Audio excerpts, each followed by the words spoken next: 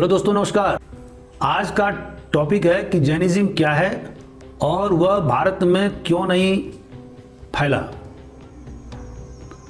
और यह टॉपिक मैंने इसलिए लिया क्योंकि आपने अखबारों में देखा होगा कि भारत सरकार ने कल संवेद शिखर को इको टूरिज्म का जो दर्जा 2019 में दिया गया था उसे वापस ले लिया है।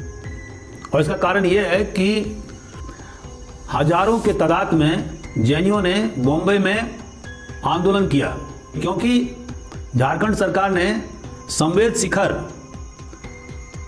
जो गिरिडीह जिले में स्थित है और पार्श्वनाथ पहाड़ी पर स्थित है, उसको पर्यटन का दर्जा दे दिया था।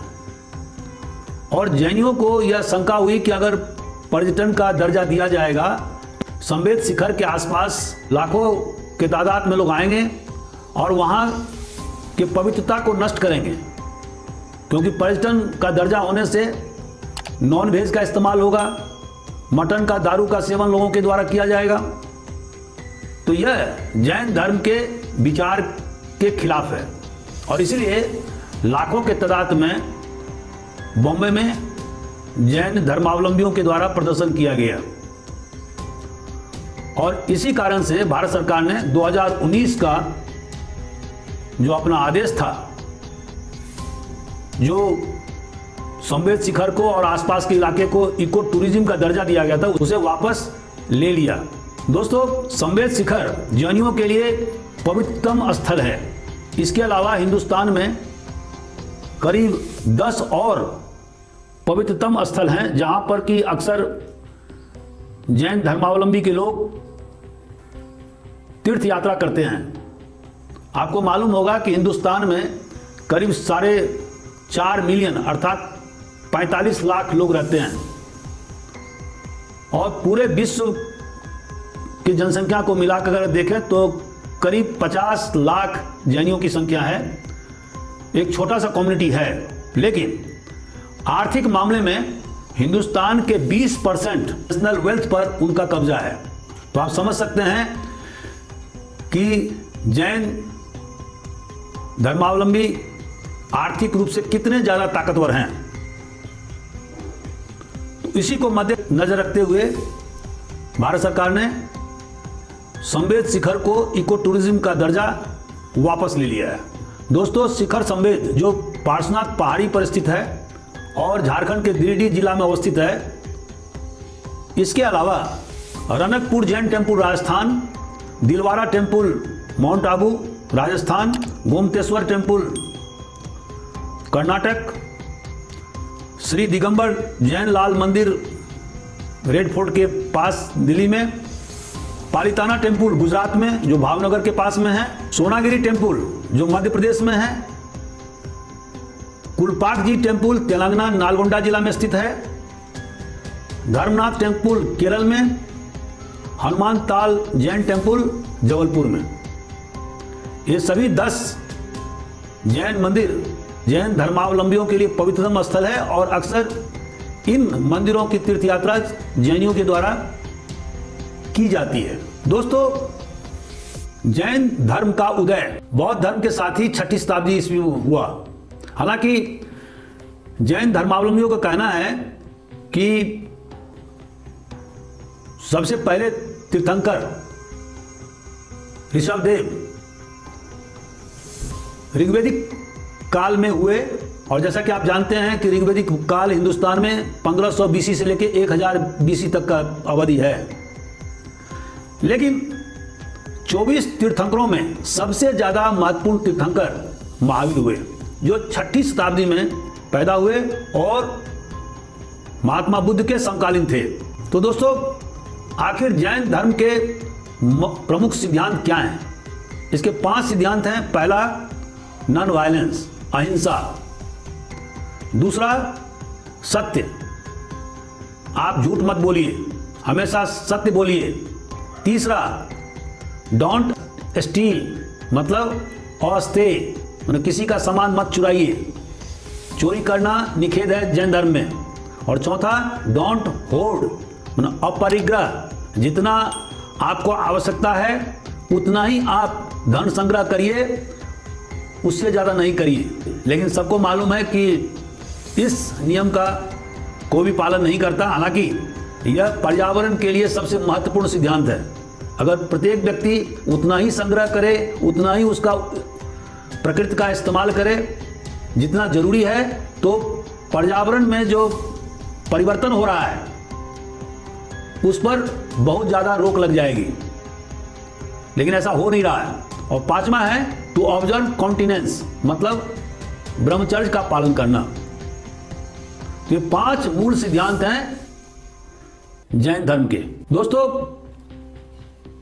जैन धर्म और बौद्ध धर्म में एक बेसिक अंतर है, और वो अंतर क्या है कि जहां पर बौद्ध धर्म में आत्मा को और गॉड माने ईश्वर को, दोनों को नकार दिया गया है, वहां जैन धर्म में ईश्वर को माना गया है। They recognise the existence of God, लेकिन उन्होंने गॉड को जीन के नीचे रखा है। जीन मतलब जैन धर्म में जो व्यक्ति कैवल्य को प्राप्त करता है, person who has become Arihant, जिसने पैशन पर विजय प्राप्त कर लिया है, हेट्रेड पर विजय प्राप्त कर लिया है, लोभ लालच से वह परे हो गया है, जिसने कैवल्य को प्राप्त कर लिया, उसको जीन बोलते हैं। तो गॉड को अर्थात ईश्वर को जीन के नीचे रखा गया है। जैन धर्म ने भी हिंदू धर्म के अनुसार ही कर्म के सिद्धांत को स्वीकार किया है। महावीर के अनुसार अगर कोई व्यक्ति निचले वर्ण में पैदा होता है या उच्च वर्ण में पैदा होता है, तो यह इसलिए होता है क्योंकि पूर्व जन्म में जो उसने पाप किए हैं या पुण्य किए हैं, उसके अनुरूप इस जन्म में वह निम्न वर्ण में पैदा होगा या उच्च वर्ण में पैदा होगा। लेकिन अगर कोई व्यक्ति इस जन्म में पुण्य का कार्य करता है, तो धीरे धीरे वह कार्मिक जो इफेक्ट है, जो फल है, उसको प्राप्त करता जाएगा और अगले जन्म में वह उच्च वर्ण में पैदा होगा।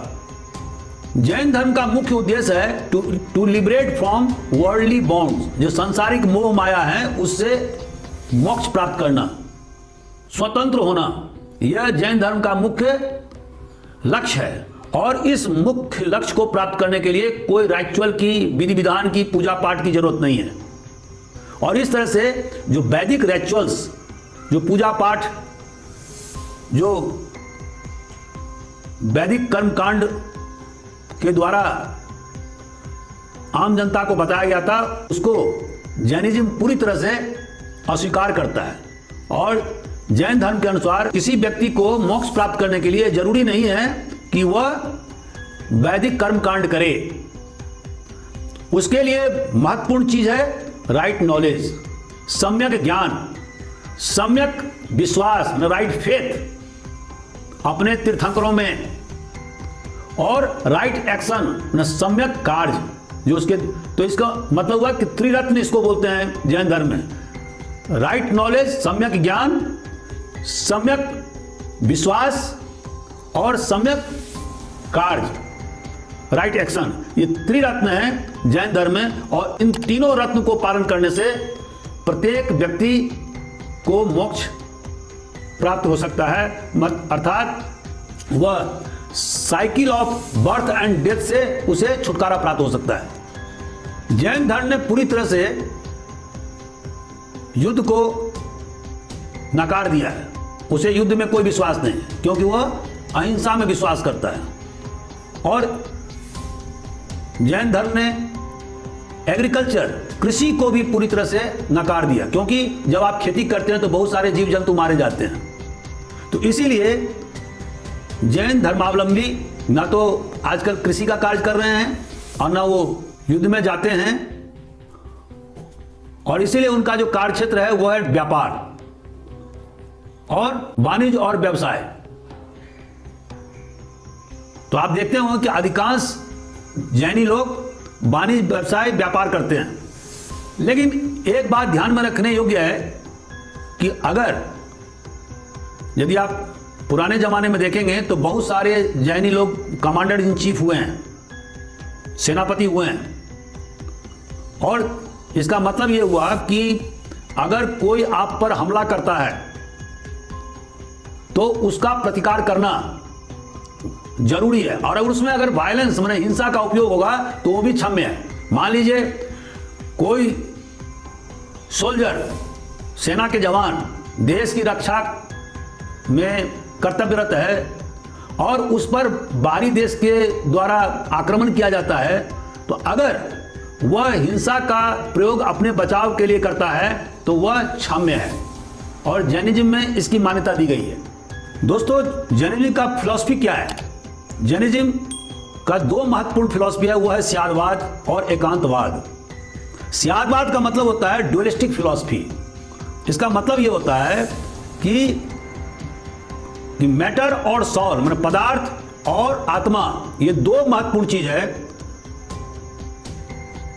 जहां पदार्थ पेरिसेबल है मतलब क्षय योग्य है, उसका क्षय होता रहता है, विनाश होता रहता है। सॉल मतलब आत्मा शाश्वत है और हमेशा उसमें इवोल्यूशन होता रहता है, परिमार्जन होता रहता है। और जब आप कंटिन्यूड एफर्ट्स करते हैं, प्रयास करते हैं, तो जो पूर्व जन्म के जो कार्मिक फल हैं उससे आपको निजात मिल जाता है और आपका जो आत्मा है वह पैशनलेस हो जाता है। और इस कारण से जब अच्छे कार्मिक फल के नतीजे के फलस्वरूप धीरे धीरे आपका जो पाप है, जो पूर्व जन्म के कार्मिक फोर्सेस कारण एक्यूमुलेट में जमा हुआ है, अगर वो धीरे धीरे डिजिंटीग्रेट हो जाता है, माने विघटित हो जाता है, तो आपका सॉल लिबरेट हो जाता है, माने वो मोक्ष को प्राप्त करता है। और तब सॉल मतलब आत्मा और परमात्मा में कोई अंतर नहीं रह जाता है। क्योंकि जैन धर्म में सबसे ज्यादा महत्व दिया गया है मोक्ष पर, लिबरेशन ऑफ सॉल पर, और इसके लिए उन्हें बताया गया कि आप अहिंसा, सत्य, अस्तेय और परिग्रह और ब्रह्मचर्य का पालन करें। जैनिज्म में जो जीवित है और जो अजीवित है वो दोनों में चेतना होना बताया गया है।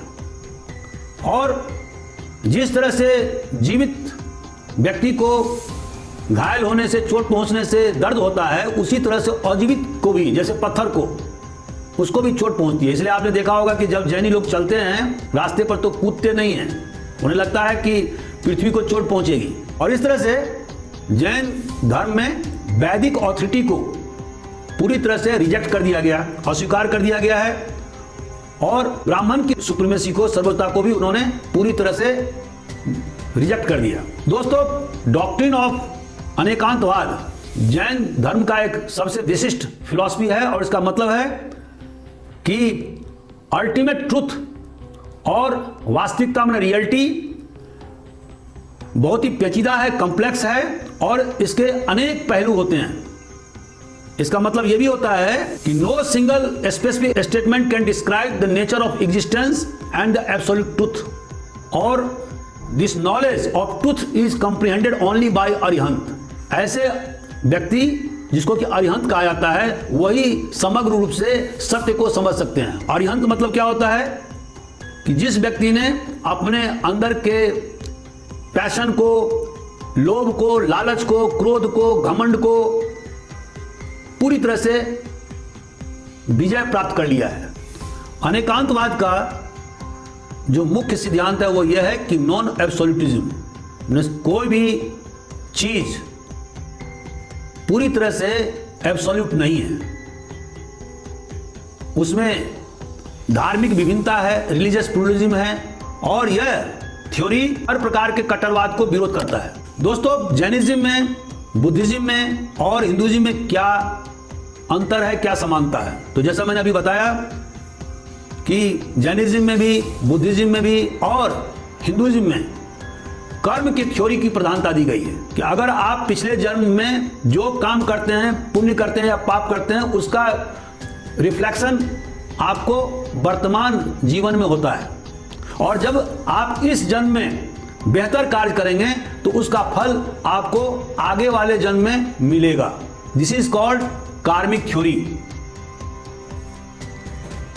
दोस्तों, हिंदू धर्म में आत्मा और परमात्मा दो इटर्नल चीजें बताई गई है, शाश्वत चीजें बताई गई है, और यह नॉन ड्युअलिस्टिक थ्योरी में विश्वास करता है। जैसे कि अगर किसी व्यक्ति ने ज्ञान प्राप्त कर लिया है तो जो माया है, जो इल्यूजन है, वो खत्म हो जाएगा और आत्मा और परमात्मा में भेद समाप्त हो जाएगा।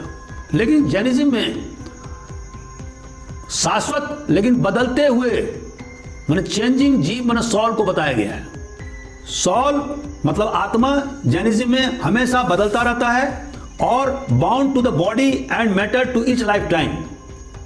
हर जीवन में, हर जन्म में वह आत्मा किसी बॉडी में, शरीर और मैटर में, पदार्थ से जुड़ा हुआ रहता है। जैनिज्म और बुद्धिज्म ने वेद के प्राइमेसी में महत्व को इनकार कर दिया और उन्होंने सुप्रीमेसी ऑफ ब्राह्मण को भी नकार दिया। दोस्तों, हिंदुस्तान में जैनिज्म की उत्पत्ति होने से जो वैदिक रिचुअल्स थे ब्राह्मणिज्म में, कर्म कांडों का प्रधानता था, उसको उन्होंने पूरी तरह से रिजेक्ट कर दिया। जैनियों ने प्राकृत लैंग्वेज को अपनाया जो कि आम जनता की भाषा थी, और उसमें उन्होंने जबरदस्त ढंग से साहित्य का सृजन किया। प्राकृत लैंग्वेज के इस्तेमाल से मराठी भाषा का उदय हुआ, कन्नड़ भाषा का उदय हुआ। उन्होंने कन्नड़ भाषा को भी बहुत जबरदस्त ढंग से विकसित किया। मध्यकाल के समय में जैनियों के द्वारा अनेक शानदार मंदिरों का निर्माण किया गया और ये आर्किटेक्चरल एक्सेलेंस का नमूना है। इसी तरह से शानदार ढंग से मूर्तियों का निर्माण किया गया। ये इनकी महत्वपूर्ण देन है हमारे भारतीय समाज में। अब सवाल उठता है कि जैन धर्म का उतना विस्तार क्यों नहीं हुआ जितना कि हिंदू धर्म का विस्तार हुआ, या बौद्ध धर्म का विस्तार दक्षिण पूर्व एशिया में हुआ। तो उसका कारण यह है कि 8वीं-9वीं शताब्दी के बाद जैनियों को रॉयल पैट्रोनेज मतलब राजकीय संरक्षण नहीं मिला। जब तक सोलंकियों का गुजरात में शासन था, राजपुताना में राजपूतों का शासन था, तब तक जैन धर्म का काफी विकास राजस्थान में और गुजरात में हुआ। लेकिन जब मुसलमानों का शासन हमारे देश में हो गया और जब उनका शासन राजपुताना और गुजरात तक फैल गया, तो इससे जैन धर्म का जो राजकीय संरक्षण था वो भी खत्म हो गया। उत्तर भारत से अधिकांश जैन धर्मावलंबी भाग करके राजपुताना, गुजरात और दक्षिण भारत के कर्नाटक वगैरह गए थे। लेकिन जब इन इलाकों पर मुसलमानों का कब्जा हो गया तो जैन धर्म भी धीरे धीरे कमजोर पड़ गया। दूसरा कारण है जैन धर्मावलंबियों का मिशनरी जील नहीं होना। दोस्तों, जैसा कि आप जानते हैं कि सम्राट अशोक और बाद में सम्राट कनिष्क के द्वारा जोर शोर से बौद्ध धर्म का प्रचार प्रसार अपने देश में और श्रीलंका में, म्यांमार में, दक्षिण पूर्व एशिया में, सेंट्रल एशिया, मध्य एशिया में, चीन में किया गया था, वैसा प्रचार प्रसार जैनियों के द्वारा नहीं किया गया। तीसरा कारण था सिविरिटी ऑफ जैनिज्म। जैनिज्म में अहिंसा पर बहुत ज्यादा जोर दिया गया। अनेकांतवाद का सिद्धांत, स्यादवाद का सिद्धांत आम जनता के लिए समझना बहुत ही कठिन था और इसके कारण से आम जनता में ज्यादा पॉपुलर नहीं हो पाया। बहुत ज्यादा अहिंसा पर जोर देने के कारण से एग्रीकल्चर कम्युनिटी जैन धर्म अपना नहीं सके।